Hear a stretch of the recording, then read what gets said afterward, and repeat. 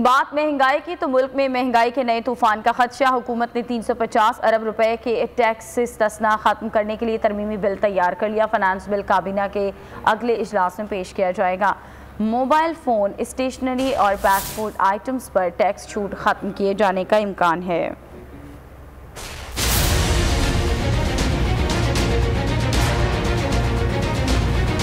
हुकूमत ने IMF से किए गए वादे पर अमल दरामद शुरू कर दिया। 350 अरब का टैक्स इस्तिस्ना खत्म करने के लिए तरमीमी बिल 2021 तैयार कर लिया। मोबाइल फोन, स्टेशनरी और पैक फूड आइटम्स पर टैक्स छूट खत्म किए जाने का इम्कान है। तरमीमी फाइनेंस बिल काबीना के अगले इजलास में पेश किया जाएगा, जिसके बाद कौमी असेंबली में मंजूरी के लिए पेश किया जाएगा। हुकूमत ने चौथे टैक्स कवानीन तरमीमी ऑर्डिनेंस को बिल में तब्दील कर दिया। टैक्स छूट खत्म करने के लिए तरमीमी फाइनेंस बिल में शेड्यूल 6 खत्म कर दिया जाएगा। पेट्रोलियम डेवलपमेंट वसूली का हदफ 600 अरब रुपए से कम करके 1356 अरब रुपए मुकर्रर किया जाएगा। अपोजिशन लीडर शहबाज शरीफ ने हुकूमत पर तनकीद करते हुए कहा कि हुकूमत की नाकाम पॉलिसियों की वजह से गवर्नेंस का बहरान शिद्दत इख्तियार कर रहा है। मिनी बजट आने से पहले ही अवाम परेशान हो गए। शहरियों का कहना है कि हुकूमत क्या कर रही है कुछ समझ नहीं आता। सर जी, ये जो कुछ भी लेके आए ना, ये कुछ भी नहीं कर सकते, ये जीरो है। मिनी बजट लाएं या जो मर्जी लाएं, लेकिन आवाम को